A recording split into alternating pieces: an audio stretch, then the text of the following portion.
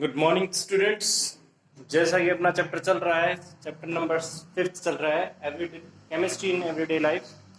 तो हमने आज कुछ कॉमन सॉल्ट्स के बारे में कल पढ़ना स्टार्ट किया था। तो कल हमने सोडियम क्लोराइड के बारे में पढ़ा था। आज हम उससे आगे स्टार्ट करते हैं, आगे के जो सॉल्ट्स हैं उसके बारे में पढ़ते हैं और आज लगभग हम कॉन्सेप्ट खत्म कर लेंगे। हो सकता है कि अपना चैप्टर कल खत्म हो जाए। ठीक है, तो हम स्टार्ट करते हैं अपना कॉन्सेप्ट और स्टार्ट करते हैं। देखिए नाम क्या है, सोडियम हाइड्रोक्साइड। ठीक है, सोडियम हाइड्रोक्साइड जिसे क्या कहते हैं, NaOH। ठीक है, it's common name is caustic soda. देखो आम भाषा में इसको क्या कहते हैं, हम कास्टिक सोडा के नाम से जानते हैं। ठीक है, तो आगे कास्टिक सोडा का क्या कैसे मैन्युफैक्चर किया जाता है। Sodium hydroxide is manufactured by the electrolysis of a sodium chloride on the industrial scale।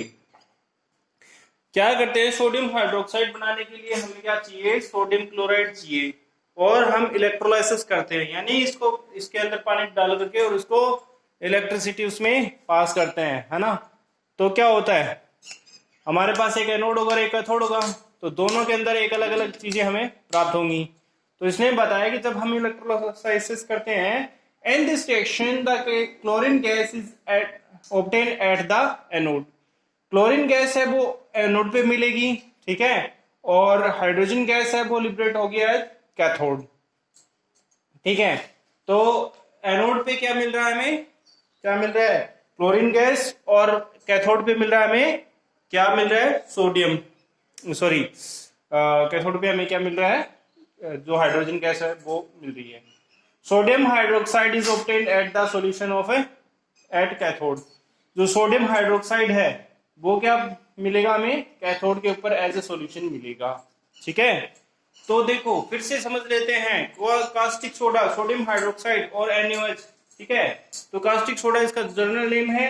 इसको मैन्युफैक्चर करने के लिए सोडियम क्लोराइड को हम इलेक्ट्रोलाइसिस करेंगे। इलेक्ट्रोलाइसिस कैसे, पानी में डाला और उसमें इलेक्ट्रिसिटी पास कर दी, तो क्या होगा, एक एनोड होगा एक कैथोड होगा, दो कर देंगे, तो उसमें क्या होगा, हमारे पास एनोड पे तो क्या है, क्या मिल जाएगा, क्लोरीन गैस मिल जाएगी, और कैथोड पे हमारे पास हाइड्रोजन गैस मिल जाएगी। ठीक है, तो हमारे पास अगर जो सॉल्यूशन मिलेगा वो सोडियम हाइड्रोक्साइड का मिलेगा, और वो मिलेगा किस पे, एट कैथोड पे। तो आप देख रहे हैं यहाँ पर हमारे पास क्या है, NaCl है, और हमने उसको एक्वेशियस सॉल्यूशन, मतलब एक्वेशियस सॉल्यूशन था, उसमें वाटर ऐड किया और इसको इलेक्ट्रोलाइसिस कर देंगे। इसके ऊपर इलेक्ट्रोलाइसिस लिखा नहीं है, तो इलेक्ट्रोलाइसिस कर देंगे उसका। तो इलेक्ट्रोलाइसिस करेंगे तो हमारे पास 2NaOH यानी सोडियम हाइड्रोक्साइड एक्वेशियस सॉल्यूशन, और ये हमारे पास एनोड पे मिल जाएगी और ये हमारे पास कैथोड पे मिल जाएगा। ठीक है, यहाँ जो है गैस थी, सॉरी एक्वेशियस लिखा हुआ है, गैस। ठीक है, तो हमारे पास ये इसका मैन्युफैक्चर का वे हो गया। अब देखो मैं ये आज ये है वो लिख के बता रहा हूँ, आगे के जो जितने भी सोर्स होंगे वो सिर्फ मैं उसका हेडिंग लिखूंगा और बाकी कोई डिस्क्रिप्शन मैं आपको मतलब बोल के बता दूंगा, आप लोग लिख लेना, मेरी मतलब जो मैं बोलूंगा आप उसको सुन करके अपने नोट्स बनाना और लिख लेना। ठीक है, तो चलिए आगे स्टार्ट करते हैं। Properties, it is a white सोपी सॉलिड सब्सटेंस। व्हाइट कलर का होता है, सोप जैसा फील होता है, ऐसे पकड़ने अगर हाथों में लेके रब करेंगे तो ऑयली फील होता है, यानी सोप जैसा। It's melting point is 591 kelvin. Melting point है वो कितना हो गया, 591 केल्विन। अगर इसको सेल्सियस में चेंज करना तो 273 माइनस कर दो इसमें से, तो सेल्सियस में चेंज हो जाएगा। ठीक है, it is readily soluble in the water. पानी में बहुत जल्दी से घुल जाता है। ठीक है, ठीक है, readily soluble in water। It is a strong base, मतलब ये क्या होता है, strong base होता है।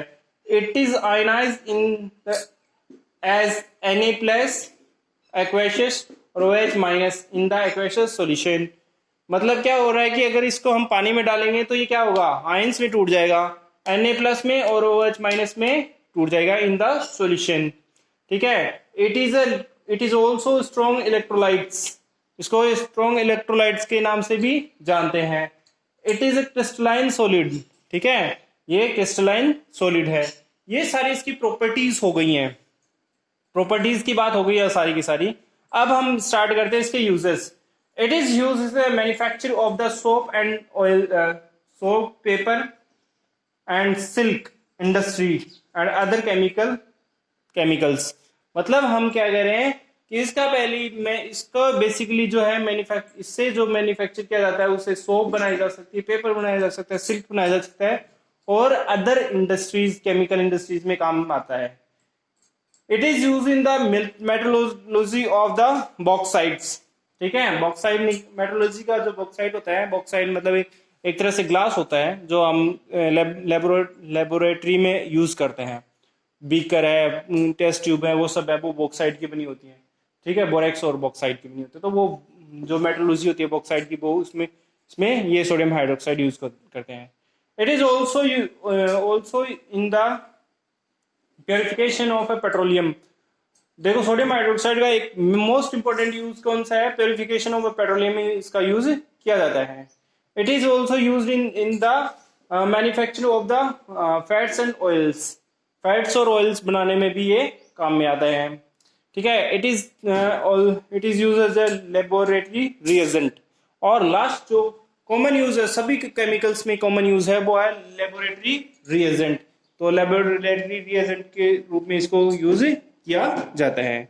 ओके, तो पहला ये हमारे पास सेकंड सोल्ट खत्म हो गया. पहला हमारे पास सोडियम क्लोराइड था, दूसरा है हमारे पास सोडियम हाइड्रोक्साइड. अब आगे हम सिर्फ मैं हेडिंग लिखूंगा और उसके बारे में डिस्क्रिप्शन दूंगा. आप लोग डिस्क्रिप्शन ध्यान से सुनना और उसके नोट्स बनाना और अपनी नोटबुक में लिख लेना. ओके, चलिए आगे स्टार्ट करते हैं अपन. तो चलिए आगे स्टार्ट करते हैं. अब देखिए मैंने सिर्फ उनके नाम और कुछ रिएक्शंस लिखी हैं. ये रिएक्शंस कहाँ काम में आएंगी वो सब मैं आपको बताता चलूंगा. आप मैं जो भी बोलता हूँ बड़े ध्यान से सुनना है. ठीक है, और उसके अकॉर्डिंग आप नोट्स बना लेने हैं. अगर आपको आप अपनी लैंग्वेज में बना लेंगे, जरूरी नहीं है जैसा मैं बोलूँ वैसा ही. तो आप सबसे पहले स्टार्ट करते हैं ब्लीचिंग पाउडर. तो ब्लीचिंग पाउडर के बारे में मैं आपको बताता हूँ. It's chemical name is calcium oxychloride. तो इसका केमिकल नेम क्या हो गया? Calcium oxychloride. It's manufactured by the passing chlorine gas only dry slack line. मतलब जो ड्राई स्लैक लाइन है उसको उसके अंदर से हम क्या करेंगे? क्लोरीन गैस पास करेंगे तो हमारे पास क्या है? हमारे पास जो है ये कैल्शियम हाइड्रोक्साइड बन जाएगा. स्लैक लाइन क्या है? यहाँ calcium hydroxide is slack line और इसमें क्लोरीन गैस पास कर दी. ठीक है, तो ये बस इसके बारे में प्रिपरेशन में इतना ही है कि इसका केमिकल नेम है वो है कैल्शियम ऑक्सीक्लोराइड और इसको बनाने का तरीका है वो क्या होगा? स्लैक लाइन के अंदर हम क्या करेंगे? क्लोरीन गैस पास कर देंगे. तो यहाँ पर हमारे पास स्लैक लाइन क्या है? Calcium hydroxide plus chlorine gas. ठीक है, तो हमारे पास जैसे इसके अंदर क्लोरीन गैस पास करेंगे तो हमारे पास बन जाएगा CaOCl2. ठीक है, तो यहाँ कैल्शियम ऑक्सीक्लोराइड बन गया है. ठीक है, प्लस वाटर मॉलिक्यूल्स बन जाते हैं. ये तो सिर्फ इतना इसका प्रिपरेशन मेथड है. अब बात करते हैं हम इसकी प्रॉपर्टीज की.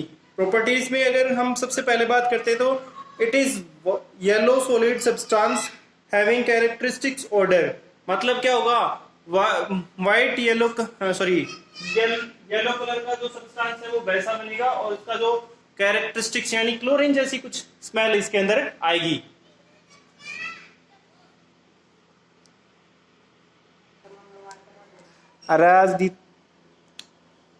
ओके, चलिए आगे स्टार्ट करते हैं प्रॉपर्टीज में हम देखते हैं तो it is yellow solid substance having characteristics order. मतलब येलो कलर का जो सब्सटेंस बनेगा कौन सा? ये कैल्शियम ऑक्सीक्लोराइड बनेगा. ठीक है, येलो कलर का. और इसकी स्मेल कैसी होगी? क्लोरीन जैसी स्मेल होगी. ऑर्डर मतलब कैरेक्टरिस्टिक्स ऑर्डर होगा. ठीक है, इसके बाद में it is soluble in cold water as compare to. ज्यादा कोल्ड वाटर में ये घुलेगा. ठीक है, ध्यान रखना है कि जो कैल्शियम ऑक्सीक्लोराइड है वो सिर्फ कोल्ड वाटर में रैपिडली तेजी से घुलता है. ठीक है, it liberates chlorine gas when kept in open air. अगर हम इसको खुले में छोड़ देते हैं तो ये क्या करेगा? क्लोरीन गैस को लिबरेट कर देगा और कैल्शियम ऑक्साइड बना देगा. ठीक है, ऐसा होने लग जाता है. ठीक है, तो ये ध्यान रखना है. फिर इसकी फोर्थ जो कैरेक्टरिस्टिक या प्रॉपर्टी है उसके अंदर आपको ये दोनों रिएक्शंस बतानी है. दो ही रिएक्शन पहली बतानी है. It is give chlorine gas on reaction with the dilute acid. तो ये बोल रहा है कि क्लोरीन गैस देगा जब ये डाइल्यूट एसिड के साथ रिएक्शन करेगा। ये देखिए हमारे पास कैल्शियम ऑक्सीक्लोराइड है, ये इसके साथ रिएक्शन कर रहा है सल्फ्यूरिक एसिड के साथ, तो कैल्शियम सल्फेट बना लेगा प्लस वाटर मॉलिक्यूल्स बना देगा और क्लोरीन गैस लिबरेट कर देगा। फिर से बता देता हूं कि calcium oxychloride dilute solid acid के साथ रिएक्शन करने के बाद में क्लोरीन गैस लिबरेट करता है, ये आपको ध्यान रखना है। तो मैंने दोनों से बता दी है, यहाँ सल्फ्यूरिक एसिड से और हाइड्रोक्लोरिक एसिड से। तो ये हाइड्रोक्लोरिक एसिड के साथ देखिए ये कैल्शियम ऑक्सीक्लोराइड है और ये हाइड्रोक्लोरिक एसिड है, रिएक्शन करेगा तो कैल्शियम क्लोराइड बना लेगा, वाटर मॉलिक्यूल्स और क्लोरीन गैस लिबरेट कर देगा। ठीक है।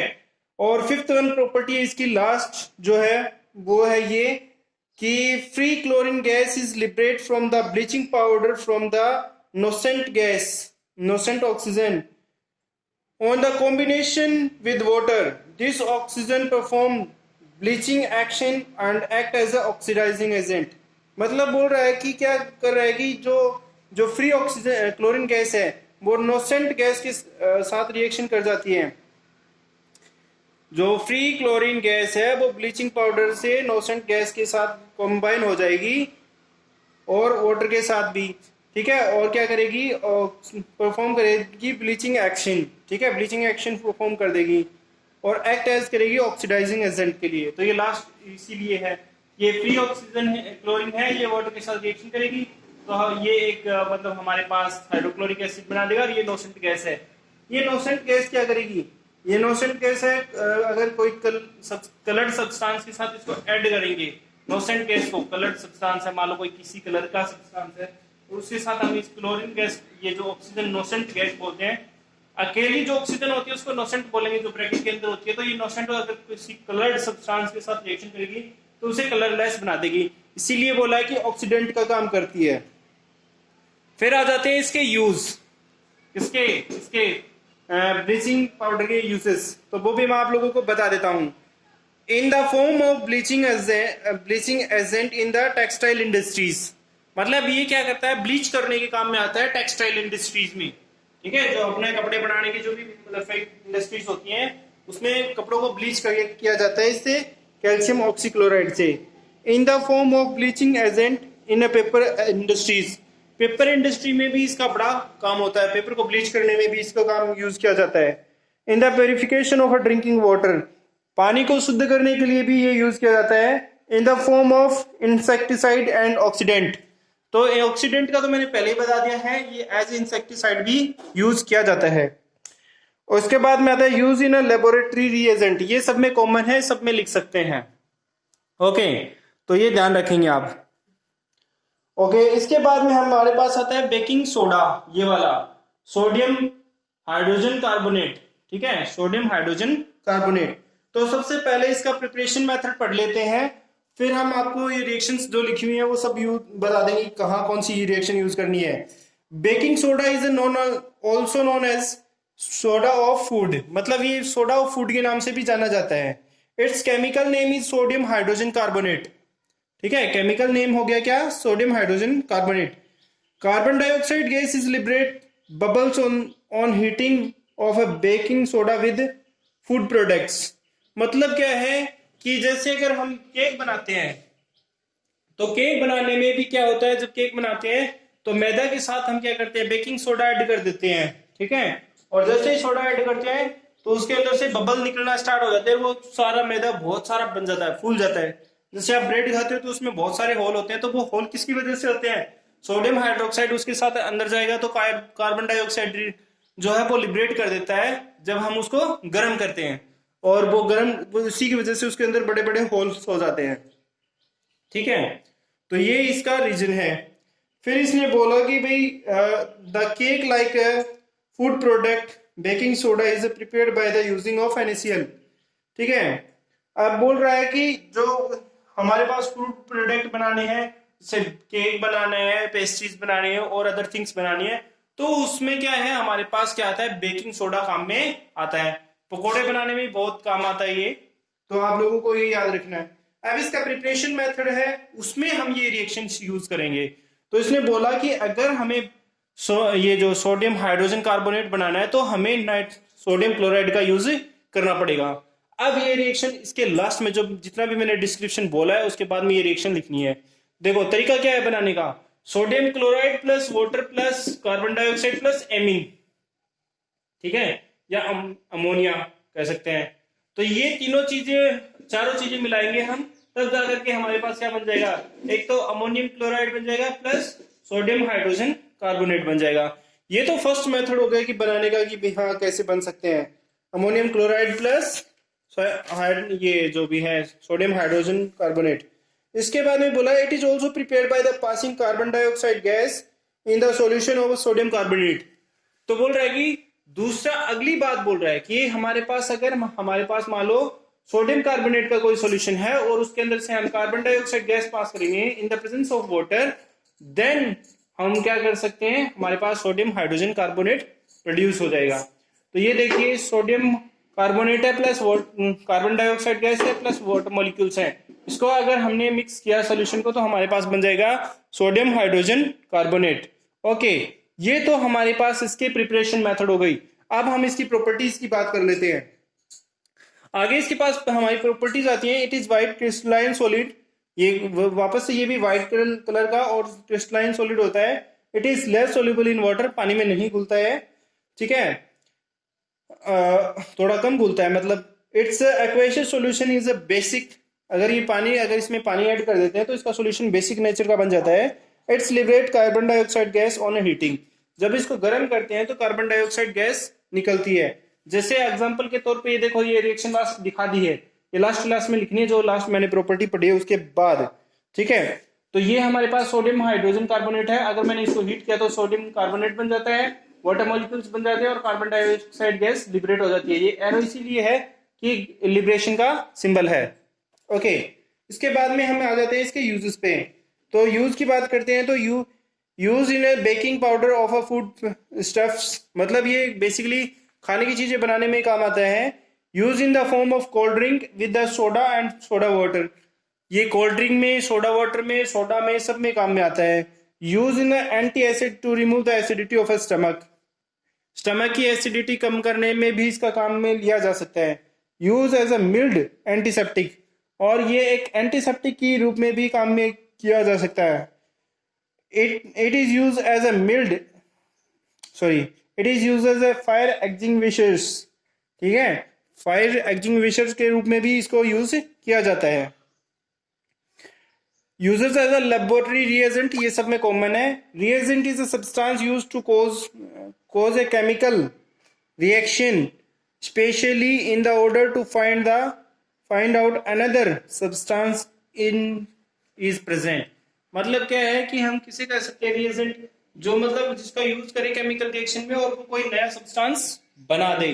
तो ये हमने क्या पढ़ लिया, बेकिंग सोडा के बारे में हमने पढ़ लिया है, ठीक है, बेकिंग सोडा के बारे में आपको बता दिया है। फिर मैं आगे स्टार्ट करता हूं, हमारे पास जो है आगे आता है हमारे पास वॉशिंग सोडा। ये वॉशिंग सोडा के बारे में पढ़ते हैं। तो वॉशिंग सोडा हमारे पास स्टार्ट करते हैं हम। तो it is also known as soda of washing clothes, its chemical name is sodium carbonate. It contain 10 molecules of water of a crystalline with 1 mole of a sodium carbonate. Sodium carbonate is manufactured by the Solvay process। ये आप 11th-12th class में पढ़ेंगे, अभी आपके कोई काम की नहीं है सोल्वे प्रोसेस, ठीक है। The other method of preparation of sodium carbonate is heating of a baking soda on the again crystallise gives washing soda.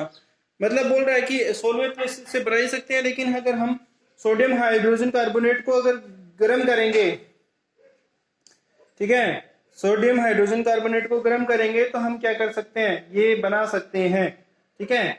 और तो देखिए हमारे पास इसकी जो रिएक्शन है वो मैंने नीचे लिख दी है। ये हमारे पास सोडियम हाइड्रोजन कार्बोनेट है, उसको मैंने हीट किया तो सोडियम कार्बोनेट बना plus water molecules plus carbon dioxide gas. फिर इसने क्या किया, इसको फिर से क्रिस्टलाइन कर दिया। क्रिस्टलाइन मतलब क्या है, इसमें वाटर मॉलिक्यूल्स ऐड कर दिए। तो ये वाटर मॉलिक्यूल्स ऐड किए, 10 वाटर मॉलिक्यूल्स ऐड किए, क्रिस्टलाइन हो गया, मतलब सॉलिड में चेंज हो गया। इसके बाद में क्या हो गया, ये हमारे पास क्या बन गया, बन गया हमारे पास वॉशिंग सोडा, जो उसकी फॉर्मूला है Na2CO3 10H2O ये बना हुआ है। तो ये देखो Na2CO3 डॉट 10H2O। तो ये बनाने का तरीका ये है कि एक तो सोलवेट प्रोसेस है और एक दूसरा सोडियम हाइड्रोजन कार्बोनेट को गर्म करके भी इसको बनाया जा सकता है। ठीक है, ये इसकी बातें हो गई। अब आते हैं इसकी प्रॉपर्टीज पे। सबसे पहले it is white crystalline solid, same है पहले की तरह। It is soluble in water, पानी में घुल सकता है। It aqueous solution is a basic, ये भी पहले जैसा ही है, बेसिक सॉल्यूशन होता है।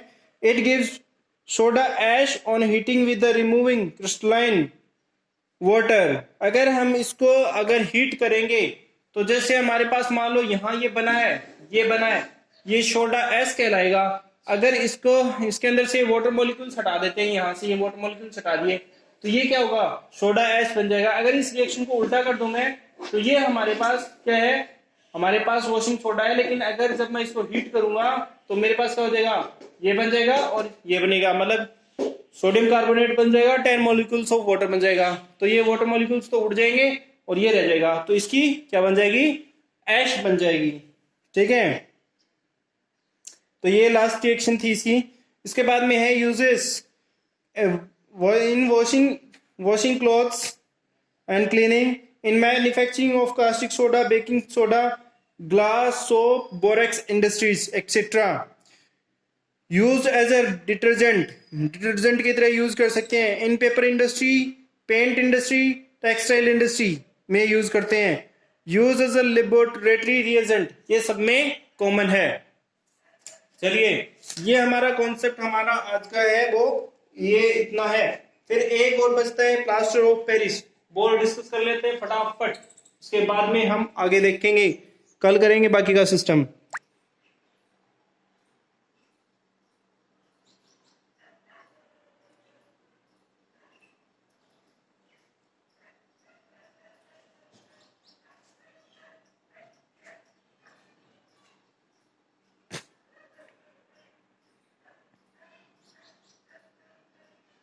ओके, तो बाकी का सिस्टम हम कल करेंगे। Okay bye, have a nice day everyone. Okay.